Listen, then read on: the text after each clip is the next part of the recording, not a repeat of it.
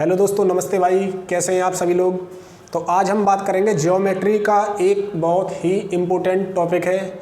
यानी कि आपने पढ़ा होगा किसी भी ट्रायंगल में यानी किसी भी त्रिभुज में सभी आंतरिक कोणों का योग कितना होता है, 180 डिग्री।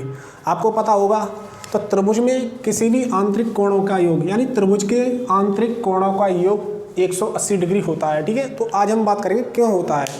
आज तक आप रटते हुए चले आ रहे थे कि 180 डिग्री होता है, होता क्यों है। सबसे पहले बात करेंगे त्रिभुज की। तो त्रिभुज होता क्या है। त्रिभुज यानी कि ट्रायंगल। ठीक है, तो त्रिभुज बेसिकली होता क्या है, यानी कि तीन भुजाओं से बंद आकृति, यानी कि तीन भुजाओं द्वारा बंद आकृति को क्या बोलते हैं, त्रिभुज। यानी कि एक भुजा मैंने ली ये, ठीक है, और दूसरी और एक तीसरी, यानी कि तीन भुजाओं से बंद आकृति को हम क्या बोलते हैं, त्रिभुज। बात क्लियर है। तो त्रिभुज समझ में आया त्रिभुज क्या होता है। अब मैं बात करूँ चार भुजाओं से, तो एक भुजा, दो, तीन और एक चार। तो चार भुजाओं से बंद आकृति को क्या बोलते हैं, क्या बोलते हैं, चार भुजाओं से बंद आकृति को चतुर्भुज। ठीक है, और तीन भुजाओं से बंद आकृति को त्रिभुज। तो अब हम बात करते हैं त्रिभुज में के तीनों आंतरिक कोणों का योग कितना होता है, 180 डिग्री। तो वो क्यों होता है, आज हम इसकी बात करेंगे। ठीक है, तो हम एक अच्छा सा त्रिभुज बनाएंगे। ठीक है, तो त्रिभुज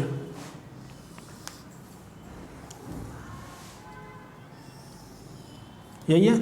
ठीक है, तो त्रिभुज में हम बात करेंगे, ये हमारा ए है, ये हमारा बी और ये सी। ठीक है, तो कोण ए के सामने ये वाली भुजा, ये इसे बोलते हैं हम ए।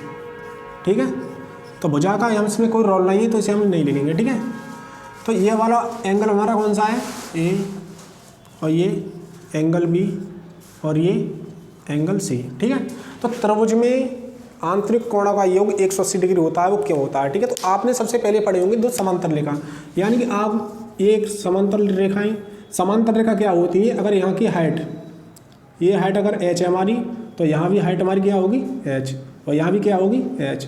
यानी कि समांतर रेखा वो रेखाएं होती हैं जिनके बीच की दूरी हमेशा बराबर होती है। ठीक है, तो ये आपको पता होगा।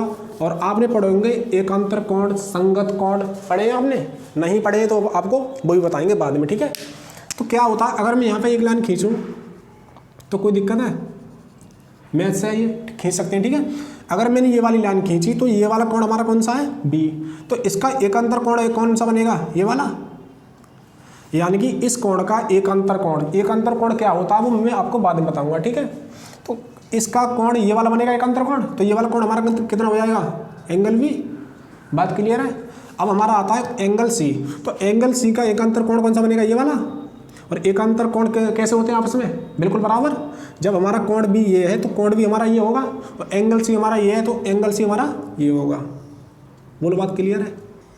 तो एंगल सी हमारा ये होगा, यानी कि आपको पता होगा कि एकांतर कोण जो होते हैं वो आपस में कैसे होते हैं, बिल्कुल बराबर। बात क्लियर है। तो जब एंगल भी हमारा ये है तो एंगल भी हमारा ये हुआ, एंगल सी हमारा ये है तो एंगल सी हमारा ये हुआ। ठीक है, तो अब यहाँ से देखेंगे आप angle B, angle A, angle C. जब आपको पता होगा अगर ये लाइन हमारी ये है तो ये वाला एंगल, ये एंगल कितने डिग्री का होता है, 180 डिग्री, क्योंकि कंप्लीट कितने का होता है, 360 डिग्री। तो कंप्लीट जो हमारा होता है वो एंगल होता है 360 डिग्री, और जो हाफ होता है वो 180 डिग्री। तो ये वाली लाइन तो ये वाली, तो ये वाली लाइन अगर मैं कंप्लीट देखूं तो बी ए सी ये किसके बराबर हो जाएगा, 180 डिग्री। तो एंगल बी, एंगल ए और एंगल सी ये किसके बराबर है हमारा, 180 डिग्री के। यानी कि angle B, angle A, angle C ये किसके बराबर यहाँ से हो जाएगा, 180 डिग्री के। यहाँ से हम लिख सकते हैं angle A plus angle B plus angle C बराबर 180 डिग्री। यही क्या हमारा प्रूफ है। तो तीनों कोणों का आंतरिक कोणों का योग कितना होता है, 180 डिग्री। यानी किसी भी त्रिभुज में त्रिभुज के आंतरिक कोणों का योग होता है 180 डिग्री। कैसे होता है ये हमने आज जाना। ठीक है, तो आज के बाद रटना फिक्सन बिल्कुल बंद है। तो थैंक यू, जुड़े रहिए अगली वीडियो तक।